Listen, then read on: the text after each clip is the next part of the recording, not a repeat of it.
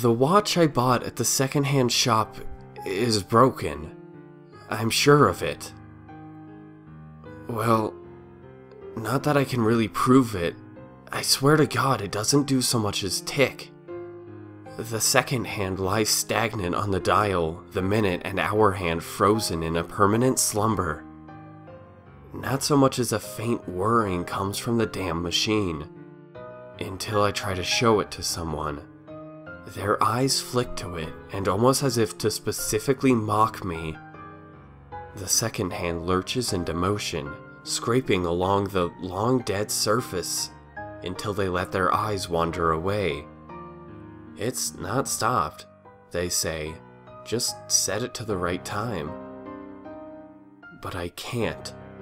Not only has the watch since stopped again, but the dial in which to adjust the time is unbearably cold.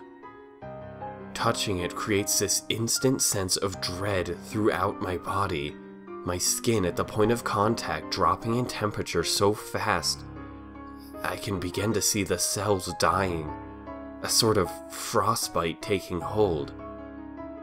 I want to take the damn thing off, if only that were an option. The links in the band are metal, much the same result happening if I attempt to touch their surface. My gloved hand just can't seem to get a grip on the surface before the fabric begins to eat away, and my Swiss Army knife saw whittled down to a flat sheet without leaving so much as a scratch on the band. Instead, the more I sawed, the more a burning pain began to eat away at my wrist.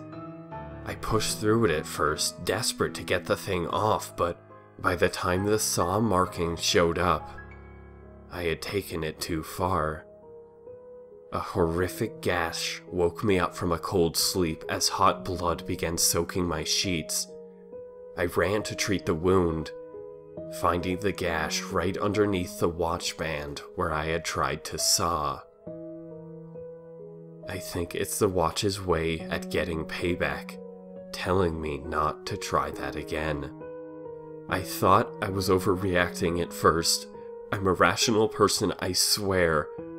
But the more this thing stays on my wrist, the worse I feel, the less I can focus. I'm beginning to hear them. Screams in the dead of night. They carry like haunted voices throughout my house, shrieking out from the dark corners of my room, sometimes distant, sometimes like someone's mouth is pressed to my ear. They don't come from the watch, but I'm sure it is what's causing them. The worst part is, I know what it wants me to do. The band gets tighter every day. I counted the links. Every day or so, I find that one more is missing. The band beginning to cut into my wrist as it tightens, my hand starting to become ghastly pale. I could feel my blood thundering under the constricting device, trying desperately to reach my extremity. But that was 2 days ago. Now my fingers have begun to blacken, the watch so tight every pound of my heart sends agony through my arm. I can't go for help anymore. I've long since missed my chance. The watch knows when I try to leave, it knows when I even think about trying. I'm in my kitchen now. It slowly confined me here. I can't so much as move a couple feet before it begins to slash at my wrist. I don't know how it's doing it. I don't know how to stop it. All I feel is agony, painful enough to override my already decaying hand as the watch begins to tick backwards, hot blood spurting out from underneath the band, stringy layers of flesh peeling away. Only if I stay in this exact spot does it stop. I know what it wants me to do. It's no accident in standing here now, watching in horror as my hand rots away in front of me. It's no coincidence that their metallic sheen glints at me, dull blades greeting my panicked eyes. I have a few worn-down steak knives in the silverware drawer of my kitchen, and their use is all too clear. My hand is long dead anyway. The smell of decomposition makes me sick. But I can't simply end it there. I know I have to sacrifice more to ensure freedom. I lower the blade steadily, working the grinning saw teeth against my flesh, an inch up my arm from where the band kisses my sickly skin. Without another word, no admittance of defeat or acknowledgement of fault, I begin to saw. I now know where the screams came from, those horrible shrieks curdling through the night.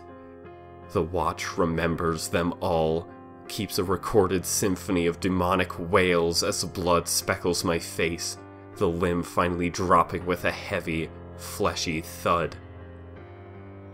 The minute the device leaves my possession, it begins to tick, just as the day I bought it. The hands screech to life, the minute and hour aligning themselves to the correct positions. The second hand gleefully skates around the dial with sheer mockery. My vision pulses with darkness. It knows I couldn't afford this. If I tried to stand, I couldn't. If I tried to so much as lift a finger, it would take more strength than I had. When they find me here, my extended family inherits my home and my possessions. My one hope is that they'll not look twice at this cursed object. They'll throw it away or melt it down.